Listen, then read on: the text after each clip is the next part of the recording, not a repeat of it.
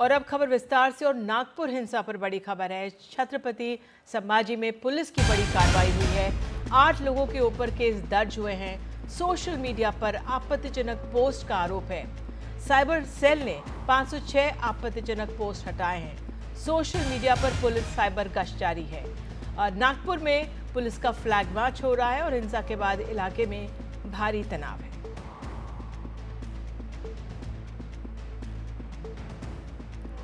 तो ये अपने आप में आप देख सकते हैं किस तरह से इस मामले ने तूल पकड़ा। इतनी हिंसा हुई, 50 लोगों को हिरासत में लिया है और इस समय ये नौबत आई है कि फ्लैग मार्च किया जा रहा है और सोशल मीडिया पर भी ध्यान रखा जा रहा है। तो महाराष्ट्र के नागपुर में औरंगजेब की कब्र के नाम पर जो हुआ वो बेहद शर्मनाक है। भारी हिंसा की तस्वीरों में लगातार अपडेट आ रहा है। हर मिनट हर सेकंड नई तस्वीरें और जानकारियां आ रही हैं। तो सोमवार को हुई हिंसा को एनडीटीवी ने सबसे पहले दिखाया और अब भी हमारी जो ग्राउंड रिपोर्ट है, लगातार हमारे रिपोर्टर्स वहां पर बने हुए हैं। देखिए एक रिपोर्ट।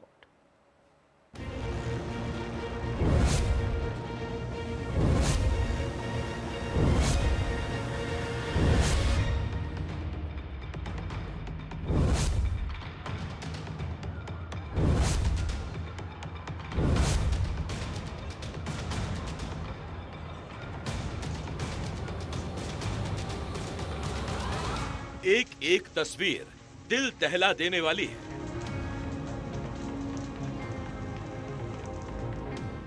एक एक तस्वीर उपद्रवियों की पोल खोलने वाली है। एक तरफ उपद्रवियों का सैलाब उमड़ा तो दूसरी तरफ कुछ उपद्रवी सब कुछ तहस नहस करने पर आमादा थे।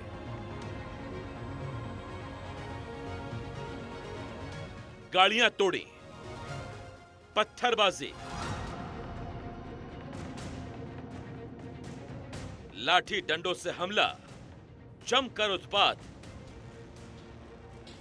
आगजनी, उपद्रवियों को खदेड़ती पुलिस, पुलिसकर्मी पर हमला, दोपहिया गाड़ियों को फूंका।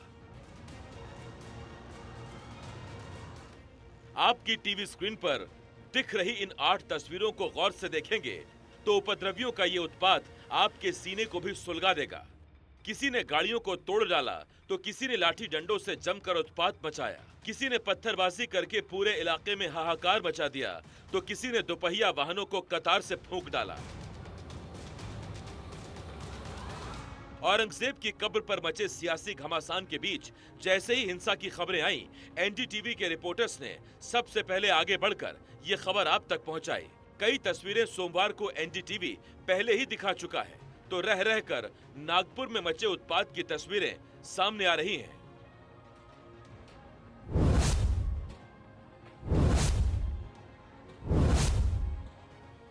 ग्राउंड जीरो पर रौनक, ग्राउंड जीरो पर प्रवीण, ग्राउंड जीरो पर संजय।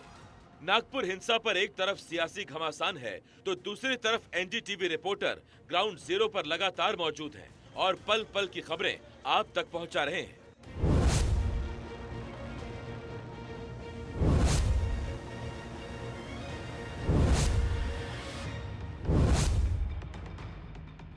एनडीटीवी लगातार मौके पर है और मौके पर मौजूद लोगों से बातचीत भी कर रहा है। सुनियोजित है ये, ऐसा एक दिन का ये विषय नहीं है, सुनियोजित है। ये लोग डरे सहमे हुए हैं। कल यदि हमारे हिंदुत्ववादी लोग नहीं आते तो क्या होता मालूम नहीं। 100 के आसपास होंगे। बहुत यानी नाली के वो जो बड़ा वाला नाला है वहाँ से आए थे और कुछ लोग सामने से रास्ते से आए थे और उनके पास बड़ी बड़ी लकड़ियाँ थी और पत्थर थे बहुत सारे और पेट्रोल की बोतल भी थी उनके पास। वो जैसे आए दरवाजे को लात भी मारी उन्होंने, बहुत बार लातें मारी कि दरवाज़ा खुल जाए और गाड़ी भी फोड़ी और कूलर हमारा सामने तक ला लिया था रास्ते पर और हमारे खिड़की के यहाँ से कांच और पत्थर दोनों फेंके थे उन्होंने। वो क्या घोषणाएं दे रहे थे, क्या अनुभव बताइए आपका? ये काफ़ी कठिन अनुभव है, पर ये अनुभव बताइए, वो क्या घोषणाएं दे रहे थे? हम लोग हमारे इसमें थे, डरे हुए थे, तो हमने उनके घोषणा की तरफ ध्यान नहीं दिया। वो कुछ तो भी उनके ही इसमें कुछ तो भी बोल रहे थे, जय जिहाद ऐसे कुछ तो भी था। वो ठीक से नहीं प्रॉपर नहीं बता सकते हैं क्योंकि हम लोग बहुत ज़्यादा डरे हुए थे। एक तो घर में नागपुर हिंसा के बाद पुलिस लगातार एक्शन में है और अब तक करीब 50 से ज्यादा लोगों को हिरासत में लिया गया है, जबकि नागपुर के कई इलाकों में कर्फ्यू लगा दिया गया है। औरंगजेब की कब्र पर हिंसा क्यों?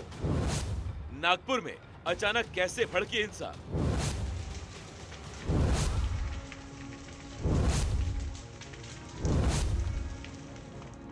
आपको पहले से मालूम है कि औरंगजेब पर विवाद पहले से ही चला रहा है, लेकिन सोमवार को औरंगजेब की कब्र को हटाने के लिए एक दक्षिणपंथी संगठन के विरोध प्रदर्शन के दौरान धर्मग्रंथ जलाए जाने की अफवाह फैल गई। इस खबर के बाद मध्य नागपुर में हिंसा भड़क गई और ये तस्वीरें सामने आने लगी। सरकार ने शांति और सद्भाव बनाए रखने की अपील की है, जबकि किसी भी तरह की अफवाह को न मानने को भी कहा गया है। सरकार ने शांति और सद्भाव बनाए रखने के लिए कहा है, जबकि किसी भी तरह की अफवाह को न मानने की अपील की गई है। रौनक कुकड़े, प्रवीण, संजय के साथ नागपुर से पारस, एनडीटीवी इंडिया। तो सवाल ये भी उठ रहे हैं कि क्या नागपुर में हिंसा भड़काने के लिए उपद्रवी बाहर से आए? ऐसे ही कई सवालों के जवाब नागपुर के पुलिस कमिश्नर रविंद्र सिंघल ने एनडीटीवी को दिए। जो लोग इसमें इन्वॉल्व थे उन लोगों को हम लोग पकड़ रहे हैं उनके ऊपर, क्योंकि वो केस में इन्वॉल्व हैं और जिस जिस तरह से वो इन्वॉल्व हैं उनका जो जो भाग था उसमें पार्टिसिपेशन था, उस हिसाब से हम लोग उनके ऊपर कार्रवाई कर रहे हैं। और आगे भी जो इसमें सामने नज़र आते हैं उन लोगों को जो धाराएं लगाई हैं उस आधार पे आगे कार्रवाई करते रहेंगे। सर, हमने अब तक कितने लोगों को इस मामले में डिटेन किया है और सर गिरफ्तारियां अभी तक हुई हैं इस मामले में या नहीं? जैसे मैंने बताया कि लगभग 50 लोगों के ऊपर कार्रवाई की गई है और क्योंकि 5 केसेस इसमें दाखिल हुए हैं, उन 5 केसेस में अलग अलग इसमें लोग हैं, उन सब के ऊपर आगे कार्रवाई होगी। सर, किस तरीके के और चीज़ें जो हैं वो नागपुर पुलिस द्वारा की जा रही हैं कि ऐसी अप्रिय घटना फिर से ना घटे? जैसे आप देख रहे हैं ये है हमारे जो बंदोबस्त में जो फिक्स पॉइंट्स हैं वो लगे हुए हैं। कुछ एरियाज हैं जहाँ पे नो ट्रैफिक जोन हमने क्रिएट किए हैं ताकि कोई भी लोग वहाँ पे फ्रीली घूम के किसी दूसरे को नुकसान ना पहुँचाए या पब्लिक प्रॉपर्टी को नुकसान ना पहुँचाए, उस तरीके से हमारी कार्रवाई चले। और अब खबर संसद की। संसद में महाकुंभ पर मचे महासंग्राम की। संसद में प्रधानमंत्री मोदी ने महाकुंभ के सफल आयोजन की खूब सराहना की, लेकिन प्रधानमंत्री के भाषण के बाद विपक्ष ने सरकार को घेर लिया। क्या थे सवाल विपक्ष के? एक रिपोर्ट।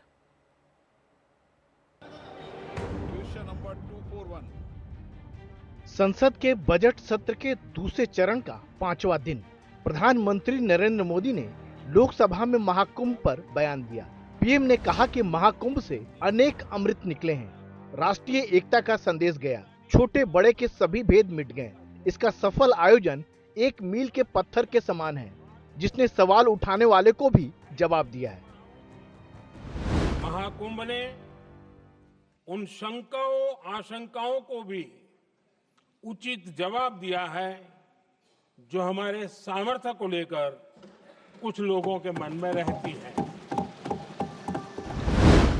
महाकुंभ के सफल आयोजन की तुलना प्रधानमंत्री ने 1857 के स्वाधीनता संग्राम, भगत सिंह की शहादत और गांधी की दांडी मार्च से की। उन्होंने कहा कि इससे देश जागृत हुआ है। 1857 का स्वतंत्र संग्राम हो, वीर भगत सिंह की शहादत का समय हो, नेताजी सुभाष बाबू का दिल्ली चलो का जयघोष हो, गांधी जी का दांडी मार्च हो, ऐसे ही पड़ावों से प्रेरणा पाकर भारत ने आजादी हासिल की। मैं प्रयागराज महाकुंभ को भी ऐसे ही एक अहम पड़ाव के रूप में देखता हूं, जिसमें जागरूक होते हुए देश का प्रतिबिंब नजर आता है। विपक्ष को पीएम का बयान रास नहीं आया। विपक्ष का कहना है कि महाकुंभ पर उनको बोलने नहीं दिया गया। विपक्ष ने कहा कि कुंभ की भगदड़ में जो लोग मारे गए, प्रधानमंत्री उन्हें भी याद करते तो अच्छा होता। जो प्रधानमंत्री ने बोला मैं उसको सपोर्ट करना चाह रहा था। कुंभ हमारी एक प्रकार से हमारा ट्रेडिशन है, हिस्ट्री है, कल्चर है। एक कंप्लेंट थी, एक शिकायत थी, श्रद्धांजलि नहीं दी प्रधानमंत्री ने। जो लोग जिनकी मृत्यु हुई थी उनको श्रद्धांजलि नहीं दी। और दूसरी बात मैं ये कहना चाहता था कि देखिए, कुंभ की जगह है, मगर जो युवा कुंभ में गए उनको प्रधानमंत्री से एक और चीज चाहिए, उनको रोजगार चाहिए, और प्रधानमंत्री को रोजगार के बारे में भी बोलना चाहिए। प्रधानमंत्री जी अंतरालाप करते हैं, मोनोलॉग, डायलॉग में उनका कभी यकीन ही नहीं रहा। उनके पूरे मनसा वाचा कर्मणा की पड़ताल हो जाए, वार्तालाप से मीलों दूर खड़े दिखते हैं। प्रधानमंत्री जी को सिर्फ मैं यह आग्रह करूंगा, आज अगर समेकित रूप से सब लोग इस व्यापक चर्चा में भाग लेते तो कितना बेहतर नजीर होता। 2 शब्द संवेदना के उनके लिए भी जो कुंभ स्नान के दौरान मचे भगदड़ में जिनकी मौत हुई, क्या वो 2 शब्द के हकदार नहीं थे प्रधानमंत्री जी? ये कौन सी रवायतें आप गढ़ रहे हैं? आप चूक गए फिर से, और आपके चूक जाने का अफसोस। प्रधानमंत्री हालांकि लोकसभा अध्यक्ष ने नियमों का हवाला देकर विपक्ष को इस पर बोलने का मौका नहीं दिया, जिस वजह से लोकसभा में जमकर हंगामा हुआ। कुंभ को लेकर चली चर्चा बताती है कि संसद में टकराव कितना तीखा है। बेहतर हो पक्ष और विपक्ष एक दूसरे को कुछ और संवेदना के साथ समझने की कोशिश करें। संसद भवन से राजीव रंजन, एनडीटीवी इंडिया।